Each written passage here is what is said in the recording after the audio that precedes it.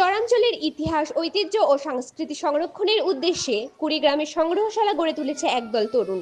তারা এর নাম দিয়েছে চর জাদুঘর। জেলার সদর উপজেলার পাঁচগাছি ইউনিয়নের গারুহারা স্কুল বাজার এলাকায় একটি টিনের ঘরে অস্থায়ীভাবে গড়ে তোলা হয়েছে এটি। এখানে রয়েছে চরে ব্যবহৃত মাটির হাঁড়ি-পাতিল, নারীদের হাতে তৈরি পাখা, পোশাক, কৃষিকাজে ব্যবহৃত যন্ত্রপাতি, নদীর পানি ও ফসলের নমুনা সহ নানান সাংস্কৃতিক উপকরণ। জানা যায়, জলবায়ু কর্মী ও hello.bdnews24.com এর সাবেক শিশু সাংবাদিক স্বপন কুমার সরকার এই সংগ্রহশালার তৈরির পিছনে নেতৃত্ব দেন। মূলত চরাঞ্চলের যে স্বকীয়তার যে জীবনযাপনের গল্পগুলো, যে জীবনযাপনের গল্প যুগের পর যুগ একদম সবসময় আড়ালে ছিল।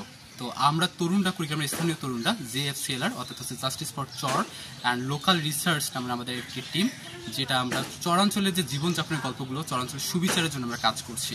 আসলে এই যে চরের মানুষের জীবন জীবিকা এবং তাদের সংগ্রামী জীবনের বৈচিত্র্য তুলে ধরার জন্য আসলে আমরা এই জাদুঘর প্রতিষ্ঠা করেছি।